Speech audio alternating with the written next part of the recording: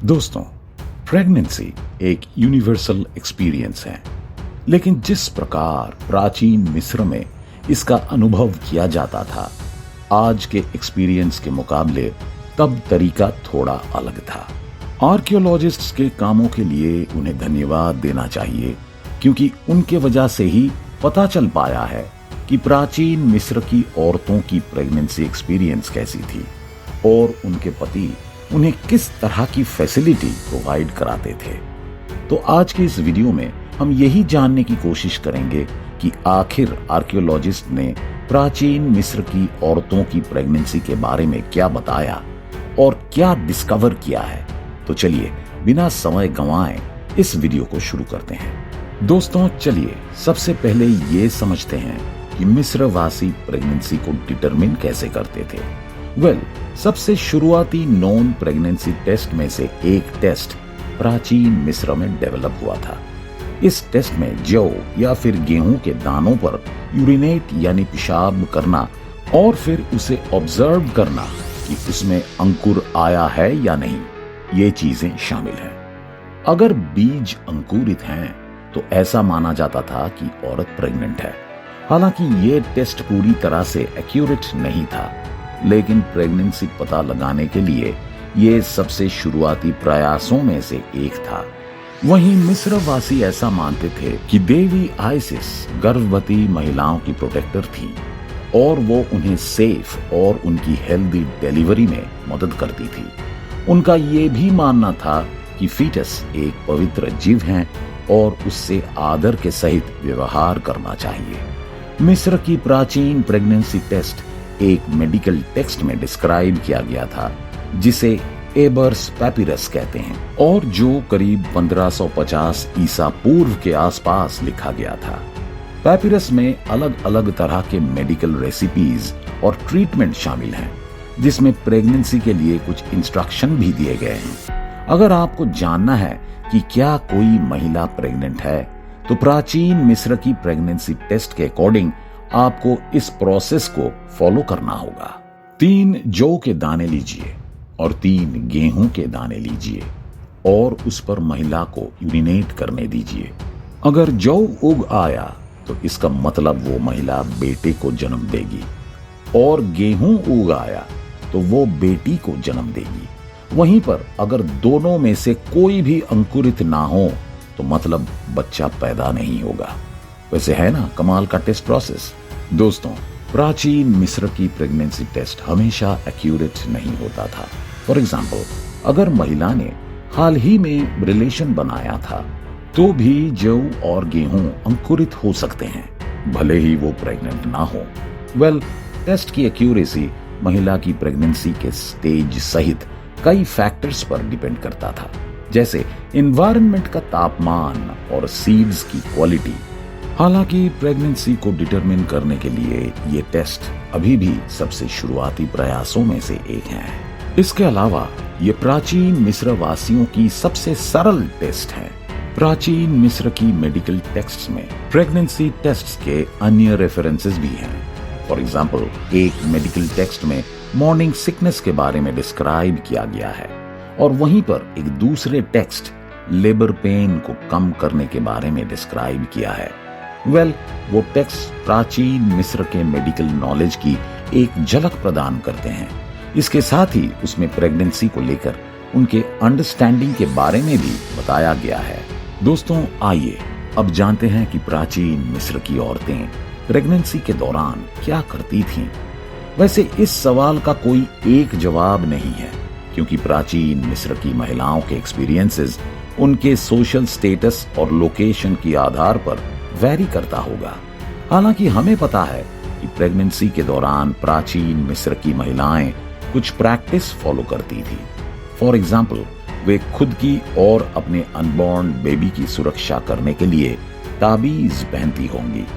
इसके अलावा हो सकता है उनका मानना हो कि भोजन में कुछ अच्छे खाद्य पदार्थ भी लिए जाएं, जो प्रेगनेंसी के लिए फायदेमंद हो, जैसे खजूर और अनार। ये रही प्रेगनेंसी के दौरान की बातें, लेकिन अब सवाल आता है कि चाइल्ड बर्थ के दौरान क्या होता था। प्राचीन मिस्र में चाइल्ड बर्थ एक खतरनाक घटना थी। जी हाँ, बिल्कुल सही सुना आपने। और इतना ही नहीं, प्राचीन मिस्र में महिलाओं की एवरेज लाइफ एक्सपेक्टेंसी लगभग 30 साल के आसपास थी और कई महिलाएं बच्चा पैदा करने के दौरान ही मर जाती थी। हालांकि उस समय भी सेफ डिलीवरी को इम्प्रूव करने के लिए कुछ कदम उठाए जाते थे। फॉर एग्जाम्पल, औरत दाई की देख रेख में रहती थी जो लेबर पेन और डिलीवरी के समय उसकी मदद करती थी। इसके बाद आता है कि बच्चे के जन्म के बाद क्या होता था। तो दोस्तों, बच्चे के जन्म के बाद महिला को रिकवर और रेस्ट करने के लिए कुछ दिन का समय दिया जाता था, जिससे वो दोबारा से पूरी तरह नॉर्मल हो सके। हो सकता है कि एक नर्स द्वारा उसका देखभाल भी किया जाता था, जो साथ में बच्चे का भी अच्छे से देखभाल करती थी। उसके बाद बच्चे का वेलकम किया जाता था और उसका नामकरण भी किया जाता था। लेकिन दोस्तों, जो सबसे इम्पोर्टेंट बात सामने निकल कर आई है वो है कि क्या उस समय कॉन्ट्रासेप्शन के लिए महिलाओं के पास ऑप्शन था या नहीं। वेल, इसका जवाब आपको आगे मिलेगा। आपको बता दें कि एबर्स पैपिरस दुनिया की सबसे पुराने मेडिकल डॉक्यूमेंट्स में से हैं, जिसमें कॉन्ट्रासेप्शन के कई तरीके हैं जो प्राचीन मिस्र में इस्तेमाल किए जाते थे। इन मेथड्स में सबसे पहले आता है प्लांट बेस्ड कॉन्ट्रासेप्टिव्स। जी हाँ, बिल्कुल सही सुना आपने। कुछ प्लांट्स जैसे बबूल का पेड़ ऐसा माना जाता था कि इसके पास कॉन्ट्रासेप्टिव प्रॉपर्टीज है। आर्कियोलॉजिस्ट्स के अनुसार इन प्लांट्स के गम को महिला की बॉडी के अंदर इंसर्ट किया जाता होगा, जिससे स्पर्मेटोजोआ को एग तक पहुंचने से रोका जा सके। अगला है रिवर्सिबल बैरियर मेथड्स। इस मेथड में मगरमच्छ के गोबर या फिर बबूल के गोंद से बनी पैसरी को भी कॉन्ट्रासेप्शन के रूप में इस्तेमाल किया जाता था। इस पैसरी को भी महिला की बॉडी में स्पर्मेटोजोआ को एग की पहुंच से पहले ही ब्लॉक करने के लिए इंसर्ट किया जाता था। दोस्तों, अगले नंबर पर है लैक्टेशनल एमेनोरिया, जो थोड़ा अलग है। लैक्टेशनल एमेनोरिया कॉन्ट्रासेप्शन का एक नेचुरल फॉर्म है, जिसे तब इस्तेमाल किया जाता था जब महिला ब्रेस्ट फीडिंग पर होती थी। लैक्टेशन के दौरान ये ऐसे हार्मोन्स को रिलीज करता है जो ओव्यूलेशन को सप्रेस करते हैं।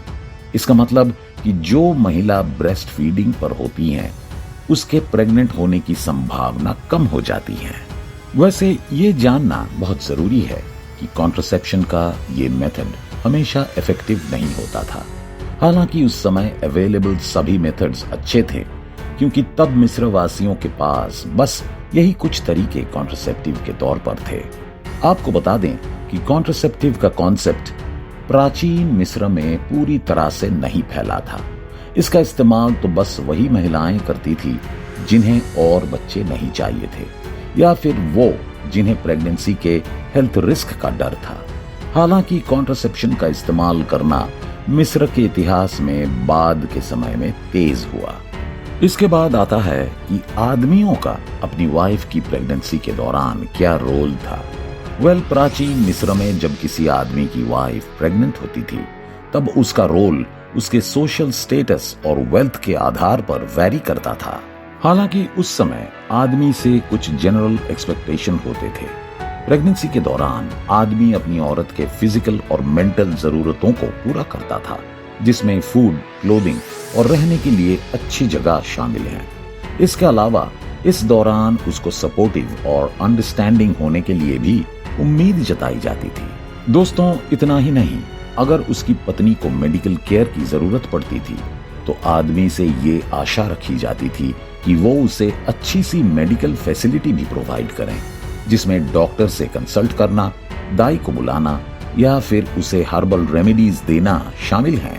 वहीं प्रेगनेंसी के दौरान पति अपने पत्नी को किसी भी नुकसान से प्रोटेक्ट करता था, जैसे कि फिजिकल नुकसान और साथ ही साथ इमोशनल स्ट्रेस। आपको बता दें, जनरल एक्सपेक्टेशंस के अलावा भी पति के कुछ और स्पेसिफिक रोल्स थे, जहां आदमी अपनी पत्नी की प्रेगनेंसी के दौरान उसके लिए करता था। फॉर एग्जाम्पल, अमीर आदमी अपनी पत्नी के लिए चाइल्ड बर्थ के दौरान एक दाई रखता था। वहीं पर कम अमीर आदमी शायद खुद ही अपनी पत्नी की देखभाल करता था। इसके अलावा वो अपने फैमिली मेंबर्स या फिर दोस्त पर डिपेंड करता था।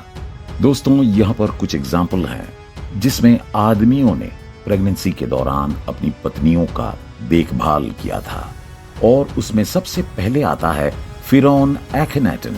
जी हाँ दोस्तों, फिरौन एखनाटन 18th सेंचुरी के दौरान मिस्र के फिरौन थे। उसने नेफरटिटी से शादी किया था, जो मिस्र के इतिहास में सबसे फेमस रानियों में से एक थी। जब वो प्रेग्नेंट थी तब एखनाटन ने उसकी हेल्थ और उसका देखभाल करने में काफी इंटरेस्ट लिया। उसने डॉक्टरों और दाइयों से कंसल्ट किया और रानी के लिए सबसे अच्छी मेडिकल केयर को प्रोवाइड कराया। वहीं अगला थे कॉमनर, यानी कि सामान्य व्यक्ति। प्राचीन मिस्र में सामान्य व्यक्तियों के पास फिरौन की तरह मेडिकल केयर का एक्सेस नहीं था, लेकिन फिर भी वे प्रेगनेंसी के दौरान अपनी पत्नियों की फिजिकल और इमोशनल जरूरतों को पूरा करते थे, ऐसी अपेक्षा की जा सकती है। दोस्तों, अब चलिए ये जानने की कोशिश करते हैं कि अभी तक हमें प्राचीन मिस्र के बारे में क्या नहीं पता है। आर्कियोलॉजिकल सबूतों के बावजूद अभी भी हमें प्राचीन मिस्र में प्रेगनेंसी के बारे में बहुत कुछ नहीं पता है। फॉर एग्जाम्पल, हमें ये नहीं पता है कि उनकी एग्जैक्टली प्रेगनेंसी डाइट क्या थी, और इसके अलावा प्रेग्नेंट महिलाओं के लिए किस प्रकार की मेडिकल केयर फैसिलिटी उपलब्ध थी। हालांकि इस मामले में आर्कियोलॉजिस्ट्स के द्वारा किए गए काम की वजह से हमें प्राचीन मिस्र में प्रेगनेंसी की स्टोरी के बारे जानने में हेल्प मिला है, और इसके साथ ही मानव इतिहास के इम्पोर्टेंट हिस्सों को समझने में भी काफी मदद मिल रही है।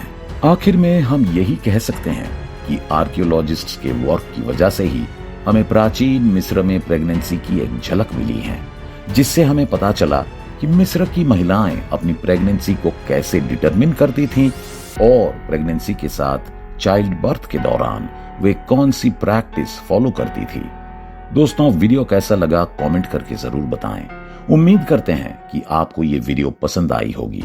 अगर वीडियो अच्छी लगी हो तो इसे लाइक और शेयर जरूर करें, और इसी तरह के इंफॉर्मेटिव वीडियो देखने के लिए हमारे इस चैनल को सब्सक्राइब भी करें। फिलहाल के लिए इस वीडियो में बस इतना ही। मिलते हैं किसी अन्य इंफॉर्मेटिव वीडियो के साथ। धन्यवाद।